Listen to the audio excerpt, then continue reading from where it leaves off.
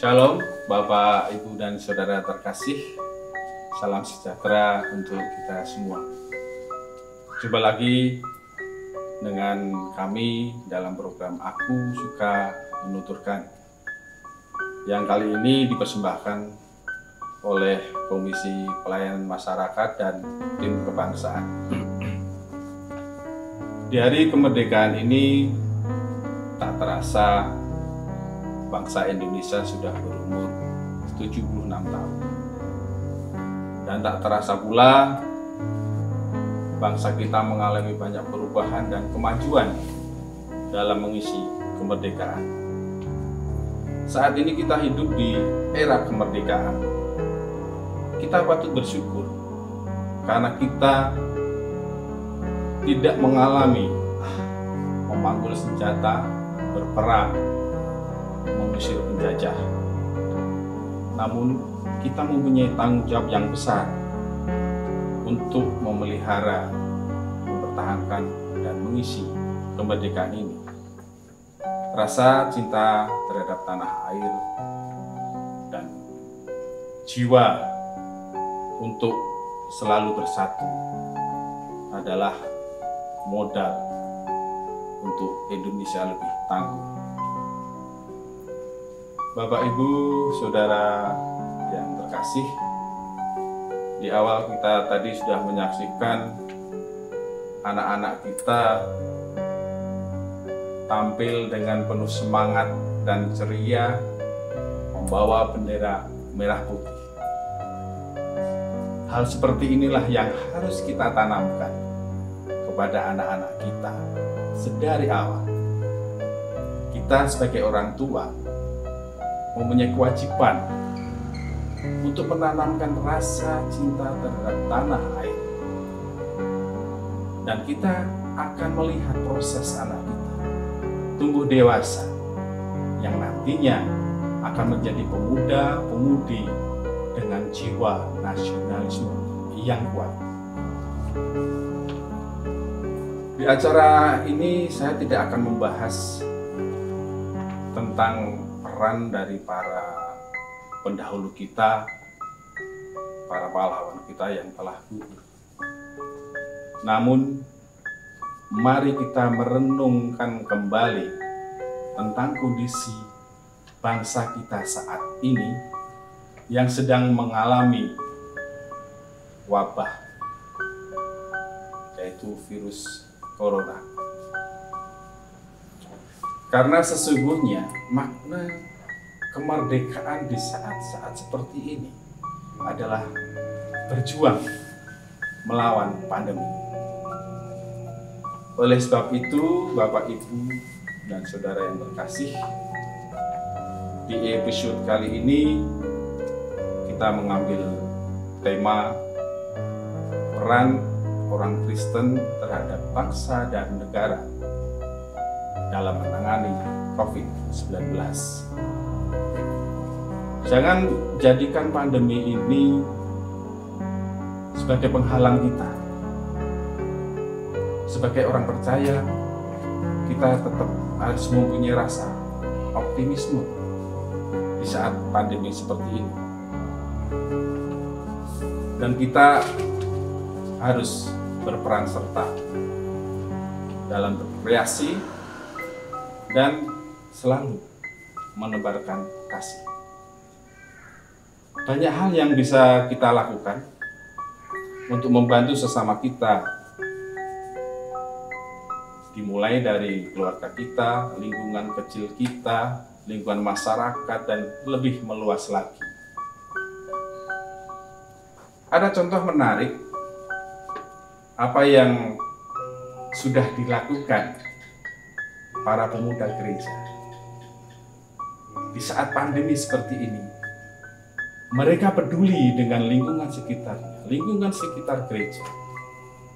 Mereka beraktivitas membantu sesama yang membutuhkan di masa pandemi ini.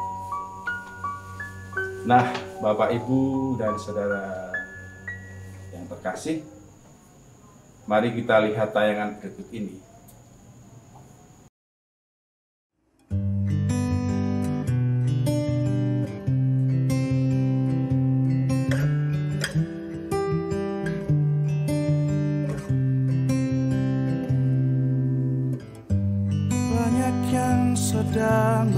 bersedih dan juga ketakutan.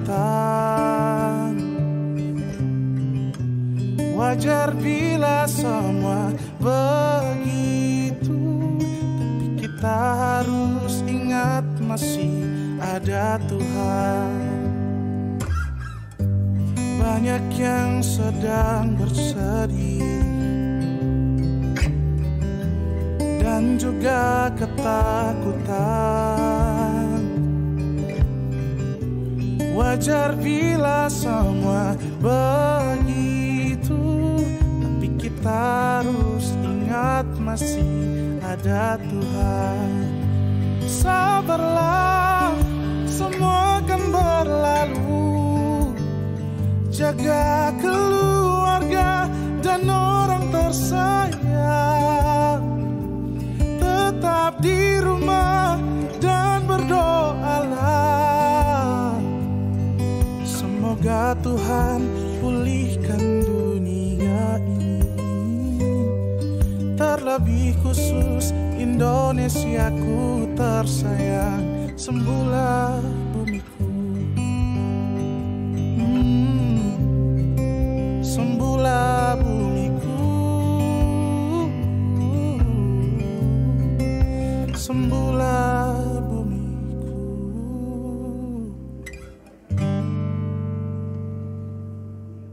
Wow, luar biasa. Bapak, Ibu, Saudara yang terkasih, tadi kita sudah menyaksikan apa yang sudah dikerjakan oleh pemuda gereja dari GKJ Samirano Baru ini. Nah, bagaimana ceritanya teman-teman dari pemuda gereja ini sampai melakukan hal seperti itu?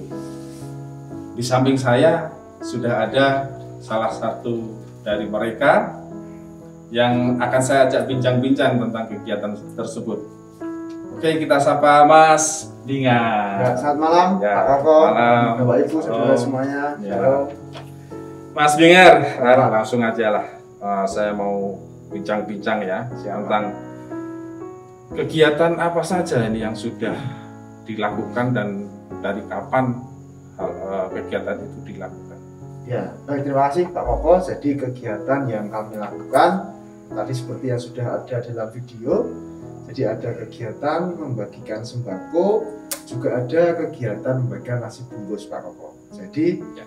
kami sebagai pemuda gereja ini sistemnya atau modelnya adalah memberikan support, memberikan bantuan kepada para orang-orang tua, dan terutama program ini kan diinisiasi oleh majelis Pak Koko. Jadi kami pemuda dan remaja itu mengerahkan kemampuan untuk bisa membantu agar program ini bisa berjalan dengan baik. Seperti itu Pak. Luar biasa sekali Bapak Ibu Saudara yang terkasih. Nah Mas Bingar, ini kegiatan ini sebenarnya apa yang melatar belakangi sehingga kegiatan ini bisa terselenggara? Ya, baik Pak. Untuk latar belakang kegiatan ini jelas yang pertama adalah berangkat dari rasa kepedulian dan empati kita sebagai sesama manusia yang merasakan dampak pandemi ini sungguh memberikan dampak yang luar biasa. Ya Pak, ya luar biasa Ya. dalam artian luar biasa menyusahkan. Ya, Ya, bagaimana kita melihat di luar sana bahkan ada orang yang sampai makan pun kesulitan. betul. Ya, mungkin tidak semua, tapi pasti Ya. ada yang kesulitan. Nah, di sini kami teman-teman pemuda dan remaja di GKJ Samirano Baru memiliki inisiatif untuk bisa apa sih yang bisa kita berikan, kita sebagai pemuda gereja itu harus seperti apa. Nah, melalui program gereja ini ada berbagi sembako dan berbagi nasi bungkus. Kita mencoba action di sana, kita memberikan sesuatu yang nyata, dampak yang nyata dengan membantu untuk memberikan sembako dan nasi bungkus tersebut. Karena juga kita ketahui bahwa kita sebagai kaum muda ini kan dianggap kaum yang harus bisa menunjukkan action yang nyata kepada dunia luar. Walaupun memang jumlah kita mungkin tidak banyak, tetapi kita harus berani bersaksi. Ini kan menurut kami juga salah satu sarana untuk bersaksi, membagikan nasi bungkus dan sembako ini, Pak. Gitu. Ya, terima kasih. Di dalam melakukan kegiatan ini, apakah ada semacam skala prioritas? Maksud saya, sasaran. Ya. Siapa dulu, atau mungkin orang tua atau anak-anak? Bagaimana sasaran yang di? Ya, baik Pak. Untuk sasaran yang pertama saya berbicara nasi bungkus dulu. Nasi bungkus itu memang sasarannya adalah warga gereja dan non warga gereja. Jadi saudara-saudara kita yang ada di sekitar gereja ini yang terpapar COVID-19. Jadi sasarannya memang khusus untuk warga yang terpapar COVID-19 dulu. Tetapi dengan semakin berkembangnya pandemi ini, kita melihat wah ternyata kalau hanya warga isoman tok ternyata kurang nih. Lalu kita memperluas jejaring itu, memperluas sasaran. Itu kemarin kami memberikan kepada Nyun Sewu ada tukang becak, lalu pemulung dan petugas kebersihan yang ada di jalan, yang kami rasa pandemi seperti ini mereka sangat survive, mereka sangat berjuang untuk bisa hanya sesuap nasi yang mereka makan itu sangat besar artinya gitu Pak. Jadi kami juga yuk kita coba nggak hanya yang isoman tapi warga yang membutuhkan. Seperti tadi yang sudah saya sebutkan. Lalu beberapa waktu yang lalu kami juga memberikan nasi bantuan kepada relawan kubur cepat Pak di Padukuhan. Apa itu Mas maksudnya? Jadi Kelurahan Catur Tunggal, jadi Kelurahan Catur Tunggal kan mempunyai tim relawan kubur cepat. Nah kami di situ mulai tergerak, yuk kita coba bantu dengan orang-orang yang bersinggungan langsung dengan COVID ini Pak. Jadi mereka ketika ada kasus COVID di Kelurahan Catur Tunggal, mereka akan beraksi untuk memakamkan, dan kami merasa wah ini orang-orang seperti ini layak kita bantu, karena itu juga ungkapan terima kasih kami kepada mereka yang sudah bahkan mempertaruhkan nyawa untuk bisa berjuang di tengah pandemi seperti ini. Lalu kalau untuk sembako memang kami khususkan untuk warga gereja dan juga non warga gereja. Kalau untuk warga gereja itu sudah akan ada daftar Pak, akan ada list yang kami berikan siapa saja, dan itu akan terus bergantian, nanti dibagi per wilayah. Lalu begitu juga untuk warga yang non gereja. Jadi sementara ini masih khusus untuk Padukuhan Samirono, Iromejan, Kepo, dan juga Karangmalang dan Kuningan. Jadi kami menghimpun data nama siapa saja dari beberapa warga yang berdomisili di wilayah tersebut. Lalu kami catat berapa kebutuhan, dan setelah itu akan kami salurkan sembako. Ya. Jadi diawali dari lingkup yang kecil dulu, warga gereja dulu, kemudian meluas lagi ke segmen umum masyarakat umum gitu. Dan itu tidak memandang ini status agama, suku, ras gitu. Ya tidak Pak, karena kami menganggap di pandemi seperti ini agama, suku, dan ras itu kedudukannya sekarang sama. Yang penting bagaimana kita mengedepankan sisi humanity kita atau kemanusiaan kita. Bagaimana kita bisa menolong dan merangkul saudara-saudara kita itu untuk tetap survive dalam menghadapi pandemi ini. Kalau kita masih mikir, wah orang Kristen pernah tak bantu, wah itu menurut saya sudah pikiran yang kolot bisa saya katakan ya. Karena zaman sekarang sudah tidak usahlah kita memikirkan budaya agama, yang penting gimana sisi kemanusiaan itu kita terus dorong, kita terus bangun supaya mereka tetap bisa bertahan hidup. Kuncinya kan kita bertahan hidup ya Pak ya, di situasi seperti ini. Gitu Pak menurut saya. Nah, Bapak Ibu Saudara yang terkasih, sudah kita dengar tadi paparan dari Mas Bingar, dari yang terkecil kemudian meluas lagi ke lingkungan sekitar, bahkan sampai ke jalan raya. Bahkan saya tadi mendengar juga membantu program pemerintah daerah, dalam hal ini Kelurahan Catur Tunggal. Ini luar biasa sekali. Peran pemuda gereja ini tidak hanya ke lingkup warga gereja saja, tapi juga sudah ikut membantu pemerintah dalam menangani COVID-19. Luar biasa. Nah, Mas Bingar, mungkin pertanyaan terakhir ya. Di luar kegiatan-kegiatan yang sudah dilakukan oleh pemuda gereja ini yang sungguh luar biasa, sebenarnya hal-hal apa saja yang seharusnya dilakukan oleh pemuda pemuda gereja di masa pandemi ini? Ya, baik, terima kasih Pak Koko. Jadi sebagai pemuda gereja yang tentu kita sudah ditanamkan bagaimana kita bisa mewartakan kabar baik, bagaimana kita bisa menaburkan kasih di tengah kehidupan kita. Jadi di masa pandemi seperti ini, mari kita sebagai pemuda gereja, garda-garda terdepan dalam gereja itu, mari kita melakukan aksi yang nyata, Pak. Aksi yang nyata dengan apa? Dengan keterbatasan kita sebagai pemuda remaja, itu ya kita mulai dari hal-hal yang kecil. Misalnya tadi ikut berbagi, ketika kita punya rezeki melihat ada orang di jalan yang membutuhkan, mari kita bantu. Karena ketika kita memikirkan hal yang muluk-muluk, hal yang terlalu besar, itu juga nanti tidak akan terrealisasi. Jadi lebih baik kita melakukan hal yang kecil saja, hal yang bisa kita bantu, hal yang bisa berdampak dan orang-orang yang ada di luar sana bisa merasakan. Di kampung misalnya kita juga ikut dalam mungkin aksi penyemprotan disinfektan, lalu ya kita membantu, misalnya kita memberikan edukasi kepada warga masyarakat bahwa bagaimana virus ini menyebar dan lain sebagainya. Itu kan menurut saya sesuatu yang nyata yang bisa kita lakukan sebagai pemuda gereja. Mungkin tentu kita tidak usah berpikir kita bisa menyembuhkan orang yang COVID, lalu kita bisa memberikan bantuan dengan dana yang besar, karena itu kan sudah ada ranahnya, ranah tenaga medis dan lain sebagainya. Jadi itu Pak Koko yang ingin saya sampaikan, bahwa mari kita sebagai pemuda gereja mulai memberikan aksi yang nyata, kita membantu sekitar kita, karena di masa pandemi ini semua merasakan kesulitan. Pasti semua terdampak, tidak ada yang tidak terdampak. Jadi mari kita bergandengan tangan, kita lupakan masalah perbedaan suku, perbedaan agama, perbedaan ras. Kita semua sama sekarang di pandemi ini.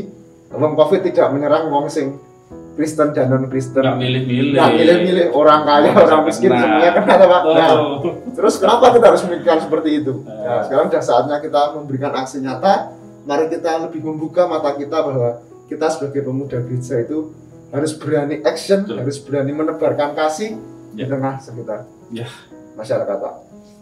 Sungguh indah sekali saya mendengar apa yang disampaikan oleh Mas Bingar ini.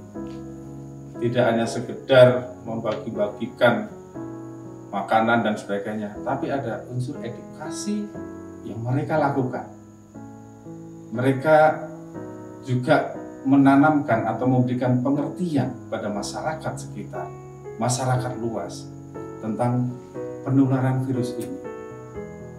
Itulah edukasi yang disampaikan oleh pemuda gereja, sangat luar biasa. Nah, Bapak Ibu Saudara yang terkasih, demikian bincang-bincang saya dengan Mas Bingar.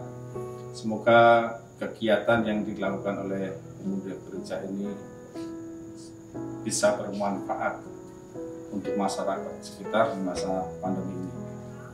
Dan jangan lupa untuk selalu menebar kasih dimanapun kita berada. Mas Bingar, terima kasih sekali atas waktunya, bincang-bincang yang sebentar ini, tapi begitu bermakna, dan semoga bisa menjadikan masyarakat kita tahu ya akan peran serta gereja di lingkungan sekitarnya ini. Terima kasih Mas Bingar. Sampaikan salam saya pada teman-teman pemuda. Tetap semangat. Merdeka. Merdeka, Pak.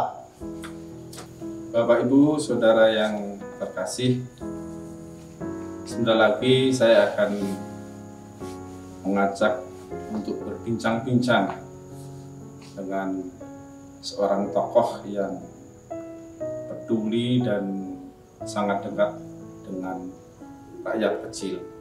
Namun sebelum kita ke sana, mari kita dengarkan sebuah puisi yang akan dibawakan oleh Mbak Anggi. Air Mata Bumi, karya Kidung Pangli Perjati. Dipijak langkah kaki, luka mengiringi. Jiwanya perlahan mati, dirampas oleh tikus berdasi.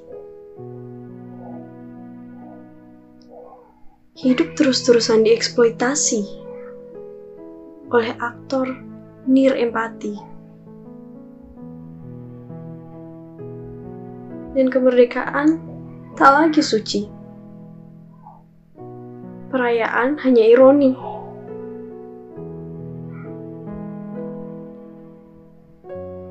Semalam, Ibu Pertiwi merangkai tangis. Dibalutnya luka yang terbuat dari panggung komedi, hewan-hewan mati, dan anak-anak yang merintih. Telinga telah pengang, dan tak ada doa didengar.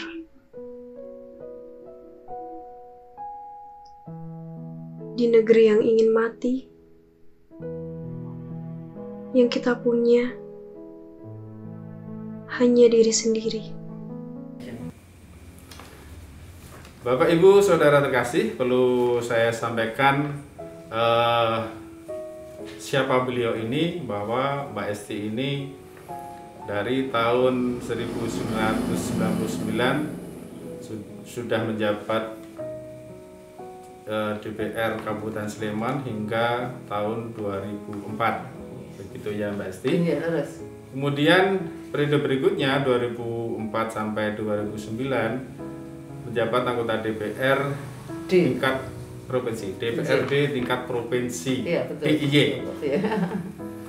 Kemudian dari 2014 sampai 2019, bahkan sampai sekarang menjabat anggota DPR RI. Iya, terus.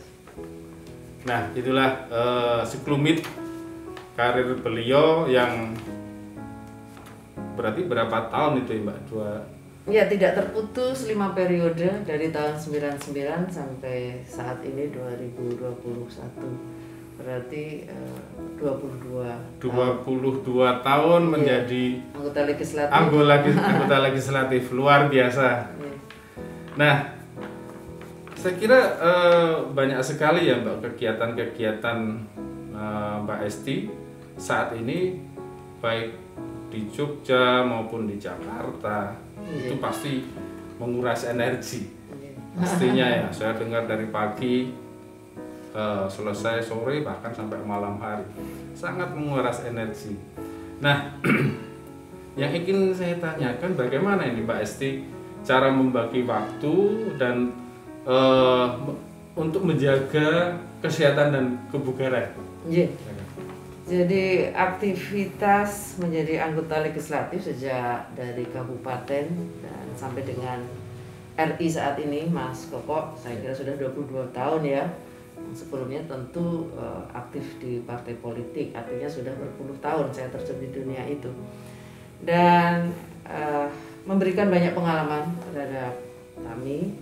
Tetapi satu hal, apa yang saya kerjakan sebagai anggota legislatif, saya lakukan tidak sebagai sebuah beban yang kemudian membebani perjalanan kehidupan saya, tetapi menjadi sebuah semangat, sebuah kebahagiaan karena saya diberi ruang untuk bisa mengabdi lebih luas kepada masyarakat, bangsa, dan negara. Sehingga kalau dikatakan tidak capek, kalau secara fisik sekarang ini saya sudah mulai merasakan karena usia sudah 53. Itu kalau bangun tidur kaki pegal-pegal begitu karena aktivitasnya full. Tetapi kalau soal rasa, nggak ada capeknya dan selalu bahagia. Ketika kami bisa menyapa masyarakat, ketika kami bisa melakukan hal-hal yang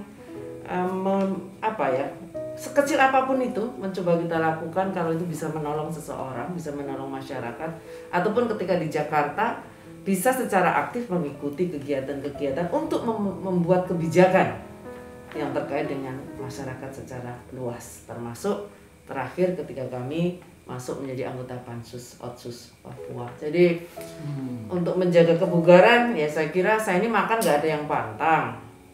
Sejauh ini masih bisa menerima, yang penting ada lomboknya, ada Wah. asinnya. Cinta sambal. Pecinta sambal, kadang ya mohon maaf saya kadang-kadang ya suka pete gitu. Tapi itu makanan yang saya nggak bisa makan yang agak aneh gitu loh, makan makanan yang mungkin adik-adik ini suka, saya ini nggak bisa. Saya ini makannya makanan deso aja gitu. Lodeh, ngoseng-ngoseng gitu. Itu Mas. Olahraga sekarang agak berkurang, tapi kan kalau saya jalan kaki, kegiatan kita setiap harinya jauh ya, sehingga mungkin itu sudah bagian dari olahraga. Dan saya tidak diem, seperti tadi ngurusi persiapan untuk besok, saya bisa suruh-suruh, tapi saya juga bisa kasih contoh dong gitu. Urusan tanaman semua di sana tadi kita yang urus, artinya secara fisik pun ada kegiatan gitu Mas. Oh iya, begitulah Bapak Ibu Saudara yang terkasih, aktivitas beliau yang begitu padat. Tapi tadi saya mendengar Mbak Esti juga sering ngurus tanaman. Berarti Mbak Esti ini pecinta tanaman ini. Nah, kalau bicara tentang tanaman, mencinta tanaman, apa hubungannya dengan cinta tanah air, Mbak? Ada nggak ya hubungannya? Begini ya, jadi ketika kita ada gridnya begini. Untuk bisa membuat tanaman itu tumbuh dan sehat, itu di dalam merawat itu harus dengan rasa, dengan kasih, cinta dan sayang. Nggak bisa hanya merawat, pokoknya disiram, nggak bisa. Saya kadang ngecek, oh tanahnya agak basah nih, nggak perlu saya tambah air. Oh ini terlalu kering. Oh daunnya begini ya, harus saya kasih pupuk. Nah sama dengan ketika kita berbicara mencintai Indonesia. Mencintai Indonesia itu harus dengan segenap rasa. Apa yang bisa saya lakukan untuk merawat Indonesia? Apa yang bisa saya berikan supaya Indonesia ini tetap tegak berdiri dengan merah putih sebagai benderanya, dengan Pancasila sebagai ideologinya, Bhinneka Tunggal Ika yang harus selalu kita jaga, dan juga NKRI. Sehingga merawat tanaman seperti ekspresi kita merawat Indonesia. Kita bersama harus punya cinta dan rasa untuk tetap menjaga Indonesia. Begitu Mas, asik luar biasa, asik sekali ngobrol dengan Mbak Esti, luar biasa. Nah ngomongin masalah rasa, nah saya pun sebenarnya tadi mau kesini juga ada rasa, wah saya mau ketemu Mbak Esti. Berarti saya harus pakai baju merah dong, biar sama dengan Mbak Esti nantinya. Sampai sini Mbak Esti malah pakai baju putih. Waduh, ada nih Mbak. Iya, kita ini kan udah beberapa kali ketemu Mas Koko, boleh dikatakan sering. Saya kan udah ngintip, Mas Koko sukanya baju merah. Nanti kalau merah-merah membara dong, nggak genap. Ya sudahlah, saya pakai baju putihnya karena tetap nuansa merah putih. 76 tahun Indonesia merdeka gitu loh. Merah putih. Iya. Kita merah putih. Merah kita Indonesia. Teruslah kau berkibar. Waduh. Semangat inilah. Itu lagu favorit saya. Iya. Jadi ada gelora, kalau tadi mengatakan cinta kepada bangsa, ada nafas cinta yang luar biasa di lagu itu. Itu. Jadi kalau mendengar itu pasti saya langsung diem, walaupun saya nggak pernah bisa menyanyikannya. Tetapi itu salah satu lagu yang membuat kita semakin merasa bahwa kita punya kewajiban untuk menjaga merah putih tetap berkibar di Indonesia.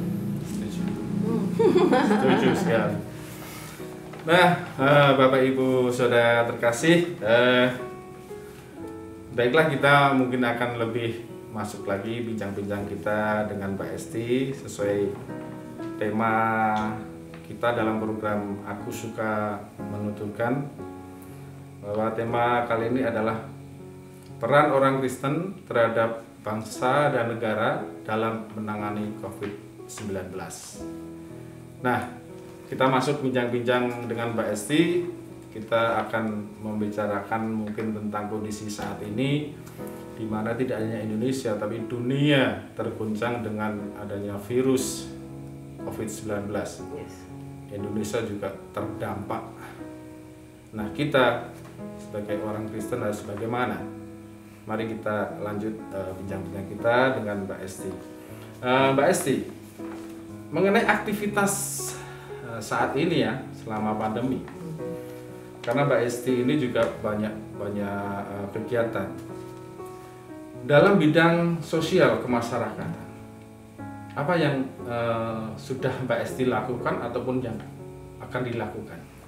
Iya, jadi sebenarnya tergerak hati untuk bisa berbuat itu masa-masa pandemi Covid ya. Saya tidak berbicara kok baru pas pandemi Covid, tidak. Tentu artinya proses perjalanan panjang mulai sejak DPRD Kabupaten Sleman, artinya ketika atau bahkan ketika belum pun, ketika Tuhan berikan rezeki begitu ya, walaupun tidak seberapa begitu, kami selalu berusaha untuk bisa berbagi. Nah, apalagi kemudian ketika kami diberi amanah, diberi Tuhan kasih kesempatan, ayo kamu berbuat yang lebih untuk dengan menjadi anggota legislatif. Artinya Tuhan kasih kesempatan kepada saya untuk berbuat lebih banyak. Berbuat lebih banyak ketika bicara legislatif secara keseluruhan pasti bicara bagaimana kepentingan bangsa dan negara, kepentingan masyarakat bisa kami perjuangkan di dalam membuat kebijakan di semua hal. Nah, kalau terkait dengan pandemi ini, saya kira sejak Maret, pandemi itu kan Februari ya. Betul. Saya ingat karena saya masih punya dokumen. Maret itu kami sudah berkeliling. Karena waktu itu kesadaran masyarakat memakai masker masih sangat rendah. Maka Maret itu lalu kita membagi-bagikan masker dalam jumlah kalau tidak salah sekitar 10-an ribu. Beberapa bulan begitu ya, beberapa minggu itu kita bergerak terus. Tidak hanya sekedar membagi masker, membangun kesadaran itu yang nggak gampang. Jadi kita keliling pasar-pasar, karena pasar-pasar itu kan interaksinya sangat ramai begitu, interaksi antara kerumunannya sangat tinggi. Tetapi kesadaran untuk memakai masker, untuk menjaga bagaimana supaya tidak, ini belum muncul karena awal-awal ya belum ada kasus-kasus yang mungkin membuat mereka harus berpikir lebih banyak begitu. Kita sudah lakukan itu, ya sedikit mungkin nasi domus dan yang lainnya. Nah, untuk akhir-akhir ini, dan itu tidak terputus sampai dengan saat ini. Dan untuk akhir-akhir ini mencoba kami lakukan sebagai orang Kristiani dengan selalu didasarkan kepada cinta kasih. Artinya kita tidak boleh membedakan masyarakat ini, oh ini agamanya ini, atau saya orang politik, dulu kok nggak pilih aku ya, aku nggak mau bantu. Nggak ada kalimat itu. Artinya kita harus memberikan rasa yang sama, cinta yang sama kepada semua, tanpa melihat atau bahkan tidak kita kadang-kadang kan nggak ngerti agama kawan kita ini apa, karena kita nggak pernah membeda-bedakan. Ketemunya di gereja, oh Katolik begini atau Kristen gitu ya, Kristiani begitu ya. Nah intinya ketika kita menempatkan diri sebagai wajah orang Kristiani, maka bagaimana caranya kita bisa memberikan yang terbaik? Ya, besok saya ada vaksinasi. Apakah saya tanya KTP-nya orang mana? Enggak. Saya lihat daftarnya, oh ada yang orang, kalau nggak salah ada Papua, ada Jambi, ada Bengkulu, ada Jawa Tengah. Artinya saya juga tidak boleh, yang saya pikirkan besok supaya mereka pilih aku. Nggak boleh begitu. Saya mikirkan bahwa sedang ada masalah di Republik ini. Maka ketika bicara vaksinasi, kita berikan kesempatan yang sama kepada semua. Dengan tentu persyaratan yang memadai, karena harus ada ditanya dulu kan sakit atau tidak, dalam posisi bagaimana. Tetapi intinya siapapun itu warga negara Indonesia, ya kita bisa berikan kesempatan untuk melakukan vaksinasi, karena kebetulan kami ada komunikasi dengan pemerintah untuk kemudian bisa mempercepat proses vaksinasi. Berikutnya juga mungkin juga tidak banyak, tetapi kita bantu kepada warga masyarakat yang sangat membutuhkan untuk bisa mendapatkan.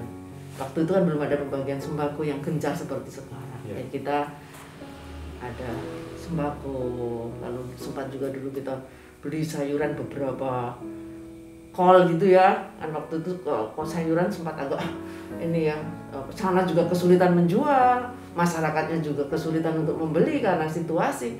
Kita beli dari tempat sana, Muntilan, Sawangan sana, untuk kemudian kita bagi-bagikan beberapa kol lah, gitu. Beberapa mobil gitu. Ya artinya perjuangan atau bukan perjuangan, apa yang kita lakukan itu semua, dan tidak pernah kita hitung aku nanti duitku habis, aku nanti nggak bisa. Ya Mas Koko bisa lihat lah rumah ini kan sejak saya belum jadi DPRD kabupaten. Ini 98, kampanye 98 itu saya sudah berada di sini, sudah menempati dan tidak berubah, hanya catnya saja mungkin berubah. Artinya bahwa berusaha dengan segenap jiwa dan hati saya melayani dalam bentuk apapun juga kepada masyarakat. Maka kalau dulu sering tengah malam ada yang datang untuk minta bantuan, mereka sakit tidak berani ke rumah sakit, atau paginya ada orang anak-anak nggak bisa sekolah, itu kita lakukan itu. Tetapi intinya pada pandemi COVID ini saya melihat sesuatu yang luar biasa. Komunikasi tanpa sekat, saling tolong menolong, saling membantu.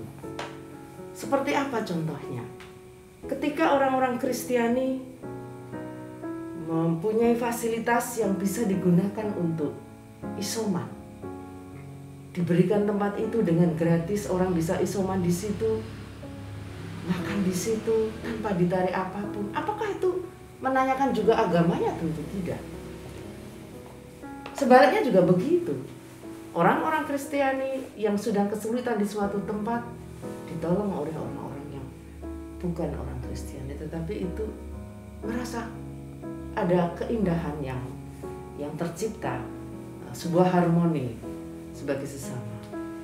Artinya sebagai orang Kristiani kita wajib berbuat untuk membantu sekecil apapun itu sesuai dengan kemampuan kita, apapun posisinya. Kalau orang melihat saya, Mbak Esti bisa berbuat begitulah karena DPR RI. Tetapi saya harus katakan, posisi kita dimanapun, apapun yang kita punya, kita bisa berkontribusi untuk menunjukkan kita bisa saling membantu. Bahkan mereka mungkin tidak dengan uang, relawan. Bagaimana kita bisa melihat relawan-relawan ini bekerja dengan melayani dengan luar biasa. Itu, Mas Koko. Luar biasa sekali. Bapak Ibu Saudara terkasih, panjang lebar Mbak Esti menyampaikan kegiatan-kegiatannya selama ini, tidak hanya masalah sosial tapi juga sudah masuk ke peduli kesehatan juga, ya, masuk ke masyarakat, bertemu langsung, bertatap muka langsung dengan masyarakat di bawah, berinteraksi. Saya 15 hari ini lebih dari 100 titik saya berkunjung. 15 hari? Lebih dari 100 titik. Lebih dari 100 titik per Saya belum bisa membayangkan untuk membaginya. Berarti per hari berapa titik ini? Kadang 12, kadang 5, begitu ya, kita susun jadwalnya gitu. Di sela-sela yang 100-an titik itu, kalau menjumpai masyarakat baru berkumpul, kita turun ya bincang-bincang aja seperti apa yang sedang dialami masyarakat di lapisan Palembang. Jadi dan mereka sudah tahu loh saya ini Kristiani. Tapi mereka tidak kemudian mengatakan enggak mau kita dibantu karena dia Kristiani, enggak juga, atau enggak mau lah kita saling sapa karena Kristiani, tidak.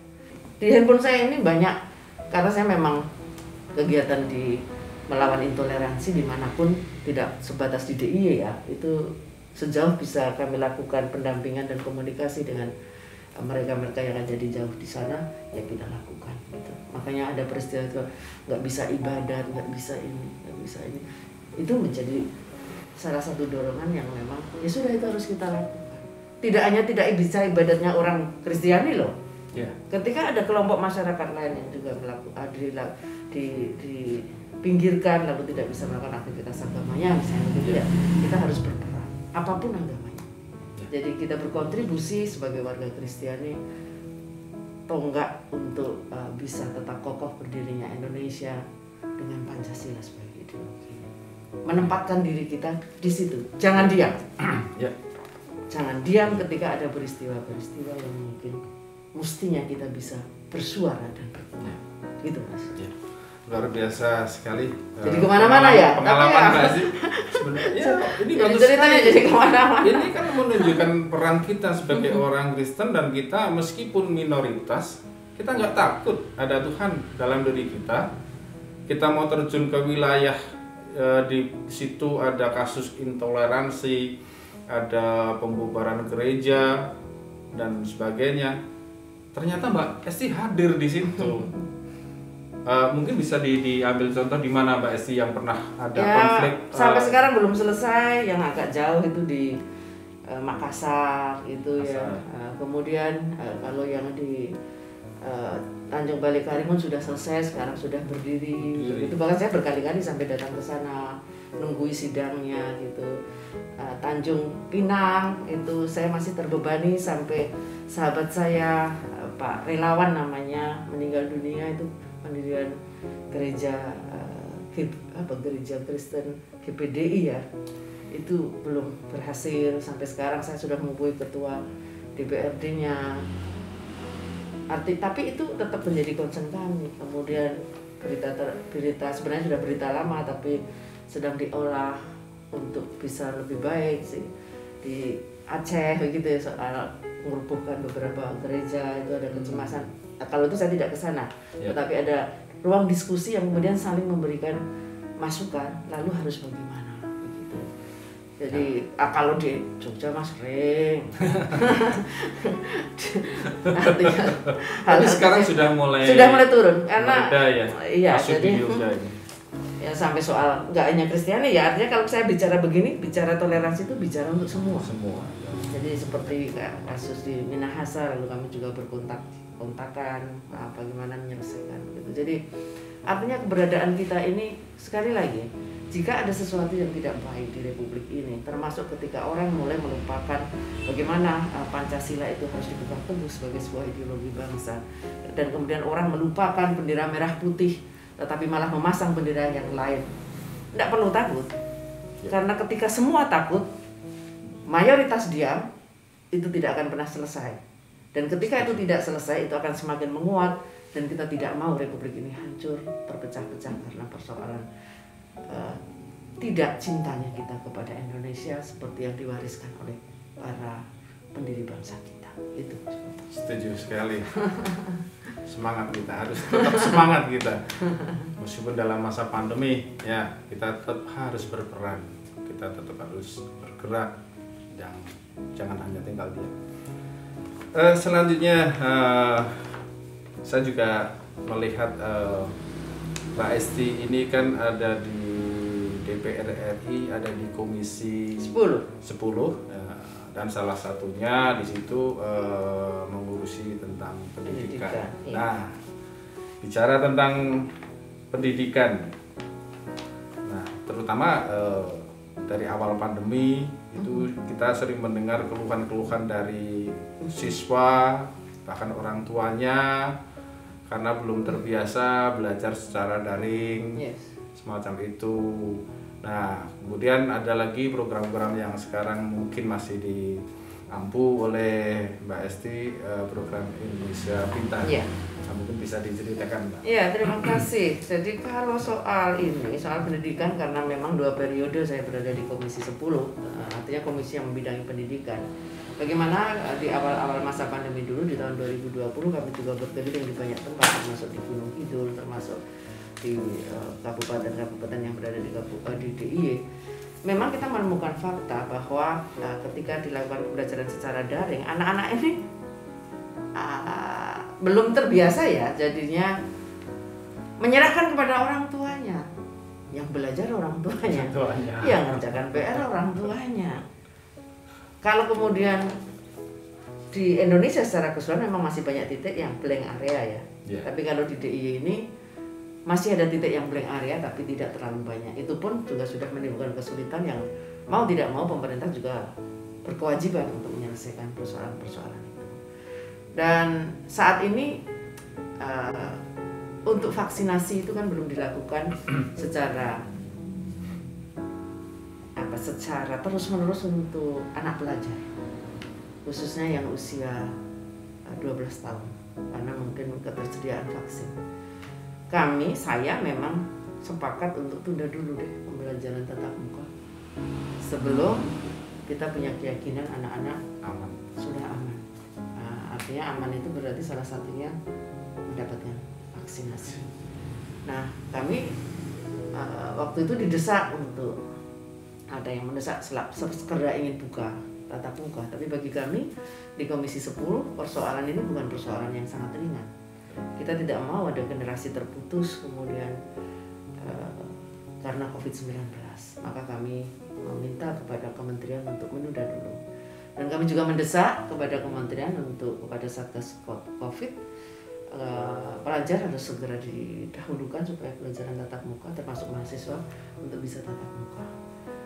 Ya, kalau kemudian ada rasa, kemudian juga ada hasil-hasil evaluasi di dalam pembelajaran kita itu belum optimal, ya kita harus memahami bahwa situasi itulah yang terpaksa harus terjadi, yang terjadi saat ini terpaksa membuat cara belajarnya harus seperti ini. Tetapi kita meminta kepada Kementerian Pendidikan dan Kebudayaan untuk kemudian membuat formula sistem pembelajaran melalui daring ini yang kemudian tidak menurunkan kualitas. Artinya harus ada karena kemungkinan pembelajaran seperti ini mungkin ke depan bisa kita lakukan. Tidak hanya karena situasi pandemi COVID, sehingga kita tidak perlu memperbaiki sekian banyak ribuan bahkan ratusan ribu ruang-ruang kelas yang rusak. Karena mereka bisa bergantian, mungkin seminggu cukup 2 kali ke sekolah, gantian aja dengan kalau SD 1, 2, 3, 4, 5, 6 itu, tetapi sistem daring tetap dilakukan, pembelajaran jarak jauh dengan sistem digitalisasi. Tentu ini perlu persiapan yang cukup panjang tetapi dengan detail perencanaan. Dan kemudian terkait dengan COVID-19, pemerintah membuat keputusan dengan keputusan bersama Komisi 10 tentu saja karena kaitannya dengan pendidikan. PIP tidak boleh dikurangi jumlahnya, kalau perlu ditambah. Jumlah penerima PIP program Indonesia Pintar itu tidak boleh dikurangi dalam situasi pandemi COVID ini. Karena kita tahu bahwa kebutuhan untuk sekolah, meskipun tidak ada tatap muka, itu tetap kebutuhannya tetap harus dibiayai. Apakah seragam? Mungkin seragam tidak. Tetapi buku-buku yang harus dipelajari, kemudian kuota kita siapkan juga. Kuota internet disiapkan oleh pemerintah. Nah, base ini tambah lagi, diperpanjang lagi untuk September, Oktober, November, 3 bulan lagi. Tambah kuota untuk mahasiswa dan guru. Iya, sehingga kalau keluarnya nggak punya kuota nggak bisa belajar, nggak bisa. Kita kirim loh, anggarannya kami siapkan. Kita juga suka cek kan. Jadi PIP tetap jalan, kuota tetap diberikan untuk situasi pandemi ini. Dan kemudian yang kuliah juga ada namanya KIP kuliah. Mulai semester 1 sampai 4 tahun dia dapat. Dan biaya sekolahnya pun di biaya kuliahnya diberi sampai lulus 4 tahun, sampai 4 tahun lah S1.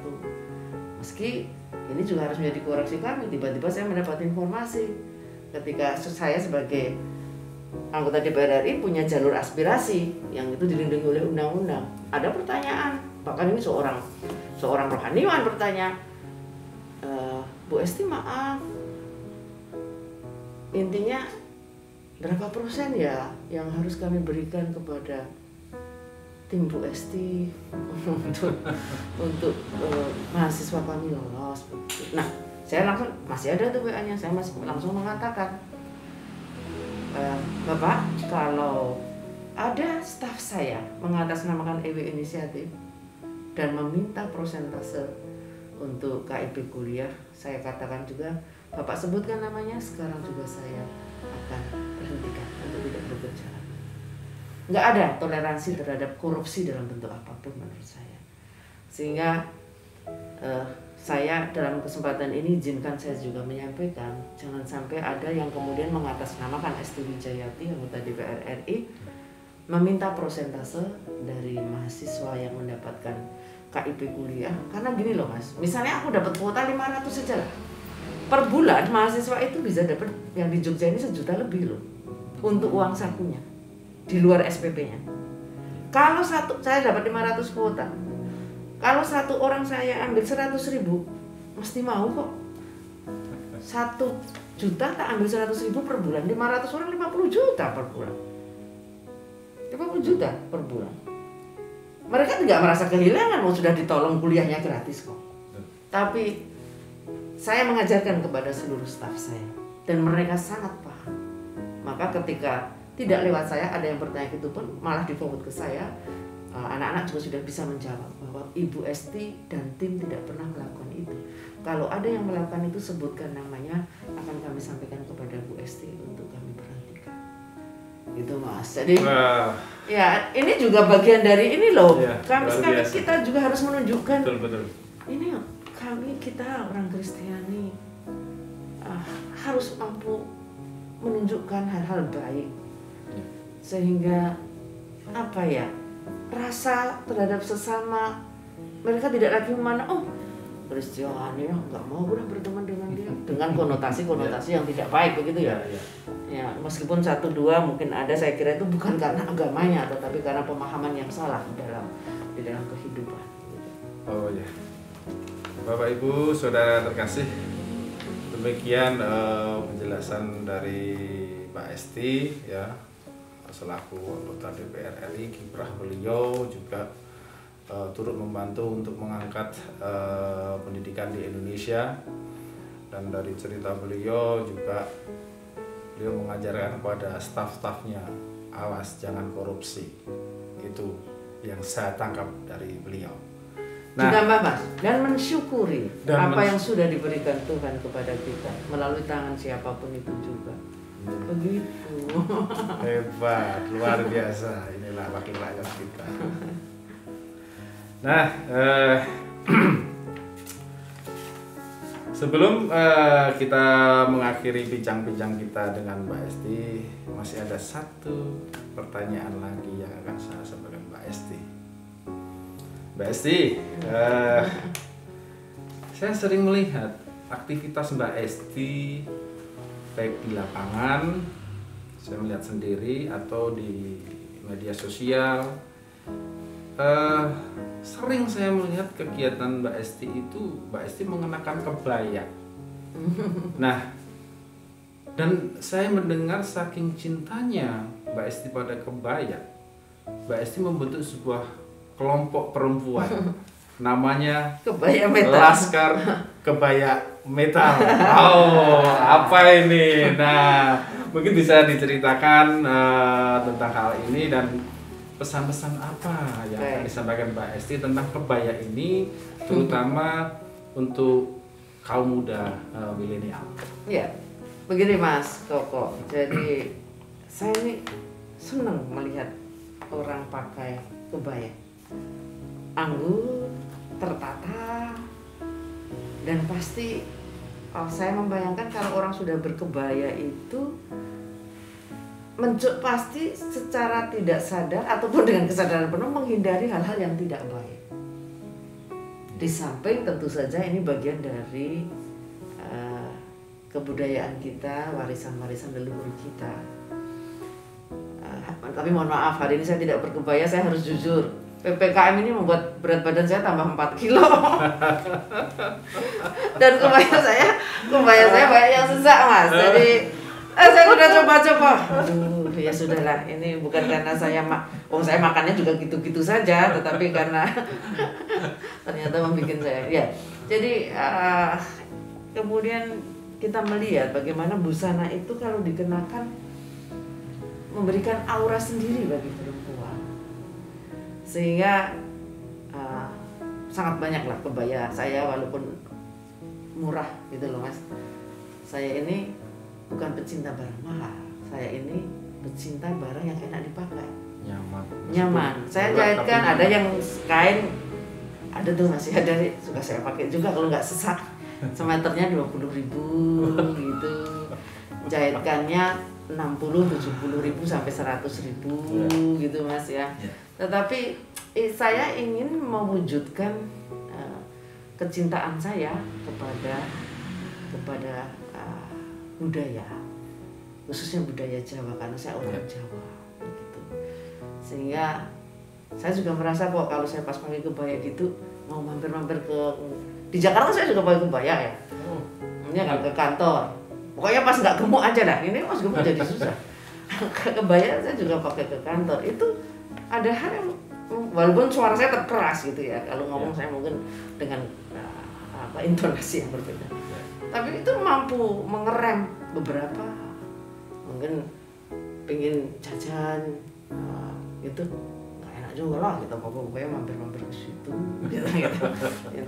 Intinya mengendalikan diri juga gitu, meskipun saya nggak bersanggur setiap hari. Dan Laskar Kebaya Metal itu begini, saya ingin menceritakan bahwa pakai kebaya itu tidak mengganggu aktivitas yang aktif gitu ya. Maka kita tidak pakai pakem kalau Laskar Kebaya Metal, tidak pakai pakem bahwa ini harus dibiru sekian, kebayanya harus enggak, tapi metalnya itu untuk menunjukkan bahwa kami tetap siksak lah, kita tetap lincah, tetap lincah walaupun pakai kebaya, tetapi tetap memegang norma sebagai perempuan Jawa. Gitu Mas. Ya ada 100-an lebih lah kawan-kawan perempuan. Banyak gitu. juga ya. Iya lumayan. Perempuan semua. Iya. Berarti saya tidak bisa gabung dong. Ya, Bapak Ibu Saudara terkasih, demikianlah bincang-bincang kita dengan Mbak Esti. Sebelum mengakhiri acara ini, saya mohon untuk closing Mbak Esti, pesan-pesan yang mau disampaikan khususnya pada jemaat GKJ Samirono Baru tentang peran orang Kristen dalam bangsa dan negara untuk ikut menangani COVID-19 ini. Silakan. Ya baik, terima kasih Bapak Ibu dan saudara sekalian yang terkasih dalam Yesus. Saya sebagai orang Kristiani dan tentu juga sama dengan Bapak Ibu semua, mari kita bersama-sama bergandengan tangan dengan siapapun itu juga, tanpa perlu memandang apa agama mereka, apa sukunya, apa rasnya, untuk bisa berbuat sekecil apapun perbuatan kita yang mempunyai manfaat bagi sesama, juga kepada bangsa dan negara, pasti juga akan mempunyai manfaat untuk gereja. Karena disitulah kita bisa menunjukkan jati diri sebagai orang Kristiani yang akan selalu siap sedia membantu siapapun itu juga, tanpa membedakan apapun juga. Matur nuwun, terima kasih atas perjumpaan ini, perjumpaan yang luar biasa. Shalom. Dan tidak lupa kami mengucapkan Dirgahayu Republik Indonesia yang ke-76. Semoga Tuhan senantiasa menyertai dan memberkati bangsa Indonesia yang tercinta ini menuju masyarakat yang lebih sejahtera. Indonesia tangguh, Indonesia tumbuh, merdeka! Salam Ibu Bapak kekasih Kristus. Saya mewakili tim kebangsaan dan pelayanan masyarakat GKJ Samirono Baru menyampaikan terima kasih banyak kepada pelaksana talkshow dengan tema peran orang Kristen dalam kehidupan berbangsa dan bernegara. Terutama kepada Mas Kurniawan Dwi Atmoko sebagai host dan Ibu Mai Esti Wijayati sebagai narasumber.